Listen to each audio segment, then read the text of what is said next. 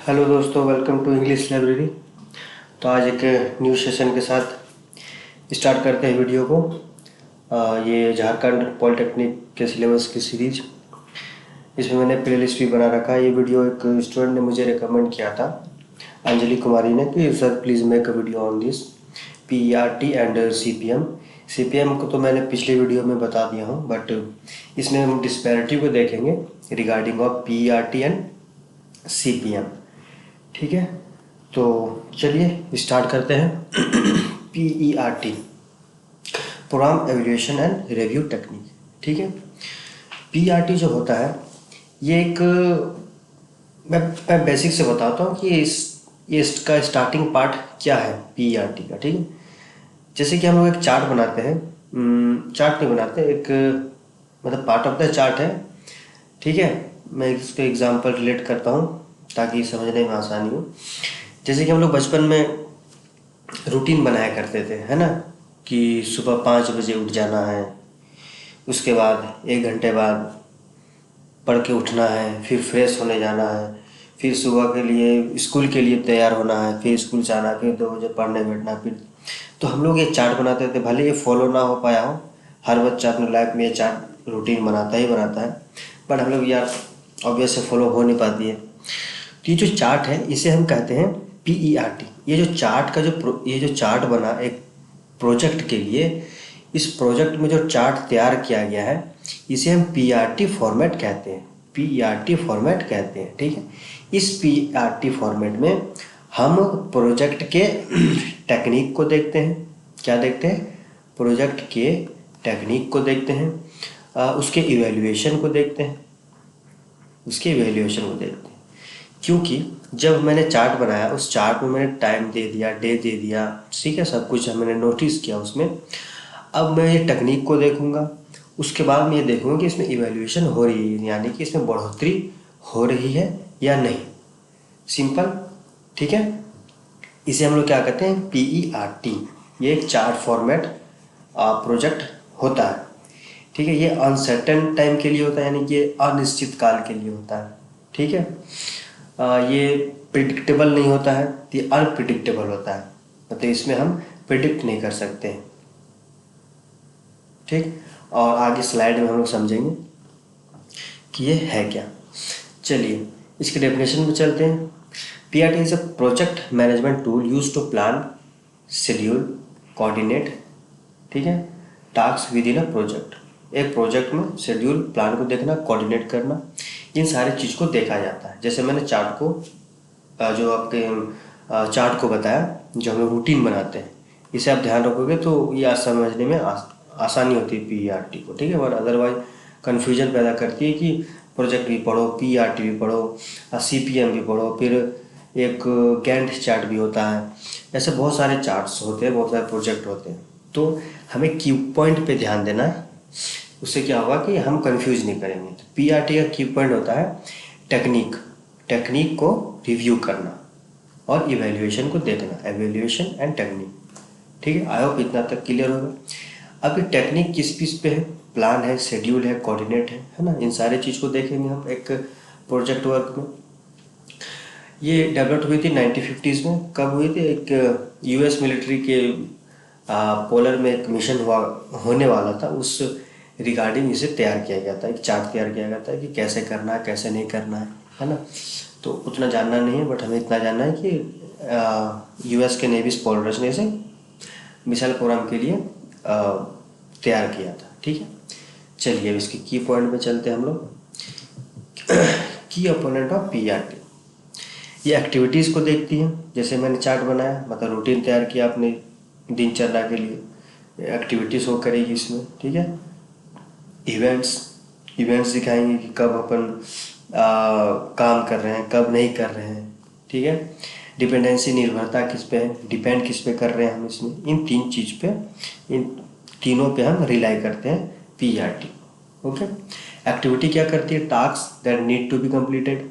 जो एक्टिविटी, हम एक्टिविटी मतलब क्या, जो टास्क है, जो काम है, वो कंप्लीटेड है, कंप्लीट हो पा रहा है या नहीं। ओके, इवेंट्स, काम को देखेंगे, माइलस्टोन सेट करेंगे, एक गोल सेट करेंगे कि इस गोल को हमें अचीव करना है।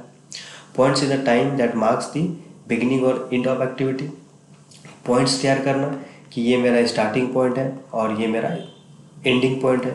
हर प्रोजेक्ट के लिए तो हमें ये करना ही पड़ेगा। उसमें से पीआरटी भी है, उसमें भी आपको स्टार्टिंग पॉइंट और एंडिंग पॉइंट तैयार करना होगा।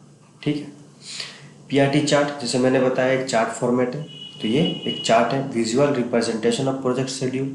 ये हम लोग इस चार्ट पे तो देख सकते हैं, विजुअली है कि हम कब कौन सा काम कर रहे हैं, कब लंच कर रहे हैं, कब पढ़ाई के लिए बैठ रहे हैं, कब अपन को स्कूल जाना है, कब स्कूल से लौट, हम लोग सारा चीज़ मेंशन कर देते हैं अपने रूटीन में, है ना। इसी तरह पीआरटी में भी सारे रिप्रेजेंटेटिव को हम विजुअलाइज प्रेजेंट करते हैं। ठीक है। Showing activities, events, dependency, okay, ये सारा चीज़ हो चुका है। ठीक, आई होप आपको ये क्लियर होगा कि पीआरटी है क्या। आप स्क्रीनशॉट लेना चाहो तो ले सकते हो, मैं इसे हटा देता हूँ। ठीक है।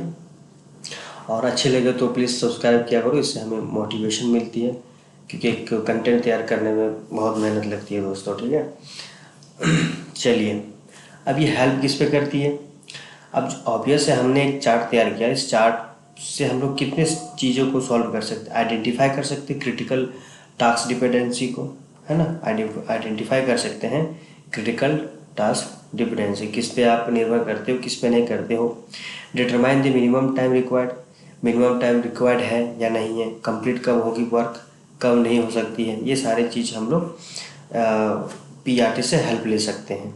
Develop a realistic project schedule, जब हम तैयार किए ये चीज़ को, जब मैंने तैयार किया इस शेड्यूल को, इस रूटीन को, तो एक रियलिस्टिक व्यू दिखता है कि हाँ, दीवार पे तो चिपका दिए, भले काम हो या ना हो, ये रियलिस्टिक पता चलता है। ठीक। Identify potential bottleneck and risk, identify potential क्षमता, बॉटलनेक एंड रिस्क, रिस्क मतलब क्षति, किसी चीज़ की क्षति, रिस्क को देखते हैं। और बॉटलनेक, ये जो बॉटलनेक है ये एक प्रोजेक्ट के टर्म को दर्शाता है। ठीक है। ये आपको बहुत जगह दिखने को मिलेगा, खास करके ये प्रोजेक्ट रिलेटेड वर्ड है, जिसकी मीनिंग क्या होती है ये आप जान लो, समझने में आसानी होगी। ठीक है। बोटल नेक का मतलब होता है any point of cognition in a project that causes delays in the work flow. ज़्यादा इंग्लिश हो गया, हिंदी में समझते हैं हम। बोटल नेक का मतलब होता है जिस हिसाब से हम काम करते हैं, अपने दिमाग का इस्तेमाल करके, हमारे मस्तिष्क का जो बोध है, एक होता है ना हम लोग की जो क्षमता है दिमाग की, इस क्षमता से हम कोई भी काम को करते हैं, कोई एक्टिविटी को करते हैं, और जब ये एक्टिविटी को करते समय जब कोई बाधा आती है और उस बाधा से प्रोजेक्ट में डिले हो जाता है, प्रोजेक्ट में डिले हो जाता है, हम अपने दिमाग से काम कर रहे हैं और किसी कारणवश वर्क में डिले हो जा रही है। ठीक है। वर्क में डिले हो जा रहा है प्रोजेक्ट में, तो उसे हम बॉटलनेक कहते हैं, बॉटलनेक्स। ठीक है। ये एक टर्म है, तो सोचा मैं समझा दूँ। एलोकेट रिसोर्स इफेक्टिवली, एलोकेट करना रिसोर्स को, है ना। चलिए, while PRT is still use today, obviously अभी भी तैयार ये किया जाता है। It has a largely been replaced by other project management techniques, जो दूसरे प्रोजेक्ट टेक्निक्स थे उसके बिहाफ पे इसे भी यूज़ पे लाया गया, पीआरटी को भी यूज़ पे किया जाना है, क्योंकि ये रियलिस्टिक व्यू देता है, एक बॉटलनेक्स रिस्क को भी दिखाता है, ये डिपेंडेंसी दिखाती है, मतलब यानी कि कुछ चीज़ों में, कुछ वर्कों में और कुछ प्रोजेक्ट किए जाने वाले कामों में पीआरटी को ज़्यादा हेल्पफुल दिखाया गया, हेल्पफुल माना गया। ठीक है। इसलिए सभी कुछ एक्टिविटीज़ में इन्होंने रिप्लेस्ड किया है, जैसे कि सीपीएम की जगह इसे भी यूज़ किया जाता है। ठीक है। सीपीएम एक क्रिटिकली पाथ मेथड है, जी इसके पहले वाले वीडियो मैंने इसे डिटेल में बता रखा है। क्रिटिकली पाथ मेथड क्या होता है, जब हम कॉग्निशनली, मतलब दिमाग की एक इंटेलेक्चुअल पावर से किसी वर्क को स्टार्ट करते हैं, यानी कि क्वालिटेटिवली स्टार्ट करते हैं। ठीक है। ये रियलिस्टिक है, ये चार्ट से डिपेंडेंट है। कौन? पीआरटी जो है ये चार्ट पे डिपेंडेंट है, लेकिन क्रिटिकल पाथ मेथड जो चार्ट पे डिपेंड नहीं है, ये कॉग्निशन है, ये एक क्रिटिकल सोच है। ठीक है। कहाँ तक था? हाँ, such as a critical path method and Gantt chart ये रिप्लेस करता है ना। तो गैंट चार्ट क्या है ये समझ लो। देखो मैंने कहा ना, ये कुछ कुछ टर्म्स है जो आती है प्रोजेक्ट में। गैंट चार्ट उसे कहते हैं सीरीज ऑफ हॉरिजॉन्टल लाइन। एक ऐसा प्रोजेक्ट जो हॉरिजॉन्टल लाइन से हम चीज़ों को समझते हैं। एक होती है लॉन्गिट्यूडिनल। लॉन्गिट्यूडिनल क्या होती है? अब ऐसे आपने ग्राफ देखा होगा, ऐसे आपने ग्राफ देखा होगा, है ना। ऐसे हम लोग ग्राफ देखते हैं, नंबरिंग कर देते हैं 1 2 3 जो भी हो। तो ये क्या है? लॉन्गिट्यूडिनल है, यानी कि ये अपर और लोअर पे काम हो रहा है, ऐसे काम हो रहा है, ठीक। लेकिन हॉरिजॉन्टली कैसी होती है? ऑब्वियस हॉरिजॉन्टली हम समतल चीज़ को दिखाने में करते हैं। जैसे कि मान लो मैंने एक एक्टिविटी बनाई कि मिड डे मील में कितने बच्चे 10 दिन में खपत करते खाना को, तो मैं इसे हॉरिजॉन्टली दिखा रहा हूँ, इसे मैं हॉरिजॉन्टली दिखा रहा हूँ, ठीक है। तो इसे कहते हैं गैंट चार्ट। एग्ज़ाम में लिखोगे तो शायद नहीं अच्छा नंबर मिलेगा इसमें, क्योंकि एक एक्स्ट्रा पॉइंट आप ऐड करोगे चीज़ों को, जांचने वाला भी समझेगा कि ये जो स्टूडेंट पढ़ गया है। समझिए क्या होता है। चलिए मैं इसे इरेज कर देता हूँ, क्योंकि ज़्यादा हो गया है भीड़ और भाड़। चलिए, however PRT remains a useful tool for complex चीज़ों को समझने के लिए आसानी होती है। रिसर्च बेस्ड प्रोजेक्ट और those with uncertain activities duration. जैसे मैंने कहा, ये अनिश्चित काल पे अनिश्चित एक्टिविटी के ड्यूरेशन को, प्रोजेक्ट को डिटरमाइन करता है पीआरटी, ठीक है। आई होप यहाँ तक क्लियर होगी। चलिए नेक्स्ट पेज पे चलते हैं। अब आते सीपीएम में। सीपीएम में मैं थोड़े थोड़े की पॉइंट को यहाँ पे बताऊँ, क्योंकि यहाँ पे मेरा मेनली कंसर्न था पीआरटी एंड दोनों के डिस्पैरिटी को बताना। सीपीएम तो मैं पहले बता चुका हूँ, इसके की पॉइंट को देखते हैं। सीपीएम जो क्रिटिकली प्रोजेक्ट को करने में क्या जाता है, सीक्वेंशियल टास्क होता है ना। क्योंकि पहले हम सोचेंगे, फिर काम को देखेंगे कि इसमें कितने लोग हैं, नहीं हैं, कितने ड्यूरेशन में किया जा सकता है, क्या बजट है, नहीं है ना। तो ये स्टार्टिंग पॉइंट होता है कोई भी काम को करने के लिए। In other word the critical path is the, other word में क्या कह सकते हैं हम, ये longest path through the project network, यानी कि ये लॉन्गेस्ट पाथ होता है। या सपोज अब ऐसे समझो कि एक वर्क को स्टार्ट किया, तो पहले मैंने सोचना स्टार्ट किया, यानी कि इंटेलेक्चुअली क्रिटिकली सोचना स्टार्ट किया काम को लेकर। फिर और आगे आने वाली चीज़ों के लिए हम डिटरमाइन करेंगे परिस्थितियों को, जैसे बजट हो गया, इंटेलेक्चुअल हो गया, और जो जितने भी एक्टिविटीज़ हैं, ठीक है। इसलिए लॉन्गिट्यूडिनल हो जाती है। और ये हमारा क्या था, पीआरटी हॉरिजॉन्टल, ठीक है। ये डिस्पैरिटी है कुछ आगे मैं बताऊंगा। Sequence of task with zero select time. Sequence of time, क्रम, जो हमारा टास्क है उसका क्रम, यानी कि उसका क्रमानुगत स्टडी, और zero select time. Zero select time क्या होता है? सिलेक्ट टाइम हम कहते हैं the amount of time that a project can be delayed without having negative impact on the project, ठीक है। तो सिलेक्ट टाइम का मतलब होता है, इंग्लिश ज़्यादा हो गया, अब हिंदी में समझाता हूँ। सिलेक्ट टाइम का मतलब होता है कि जब मैंने कोई काम स्टार्ट किया और इस पर डिले हो गया, ठीक है।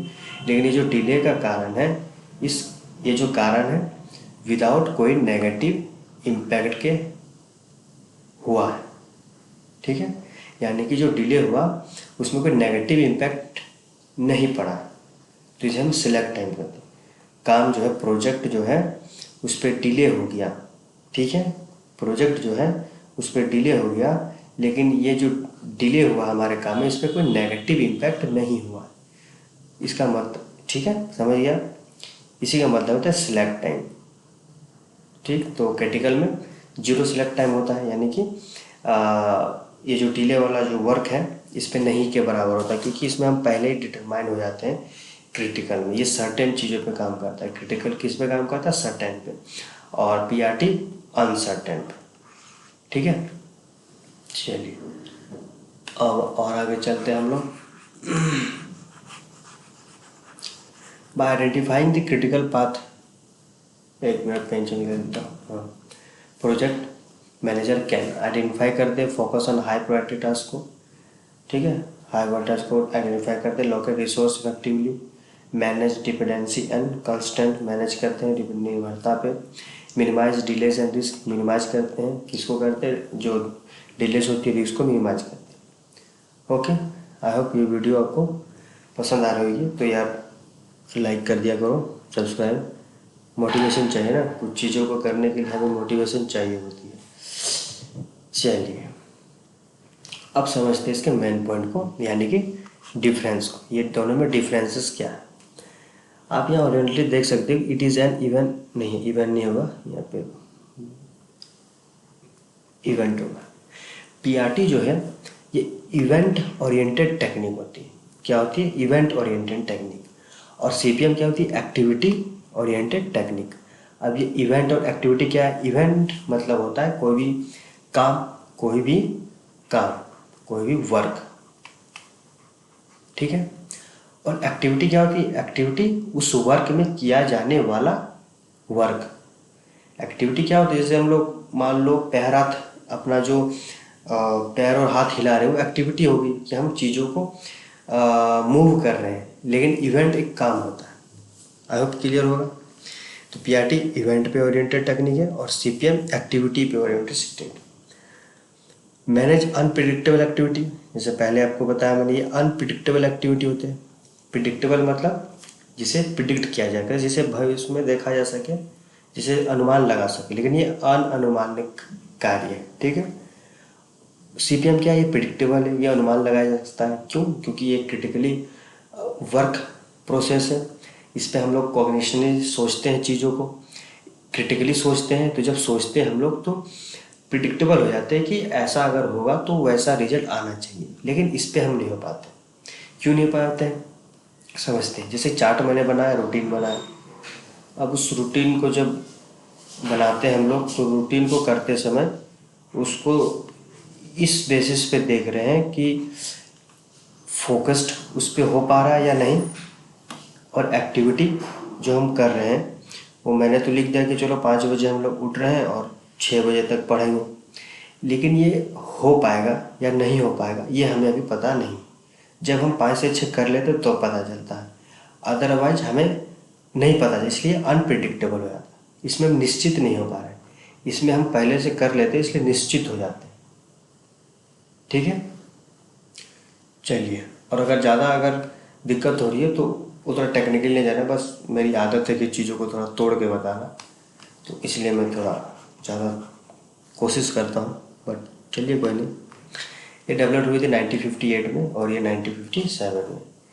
ये एक प्रोबेबिलिटी मॉडल है, यानी कि भविष्यवाणी मॉडल बोलते हैं इसको, संभावित मॉडल, प्रोबेबिलिटी। और ये नॉन प्रोबेबिलिटी है, ठीक है। ये 3 टाइम एस्टिमेटेड है, यानी कि फिर 3 बार इस चीज़ को हम एस्टिमेट करते हैं, इसीलिए इसे 3 टाइम एस्टिमेटेड कहते हैं, ठीक है।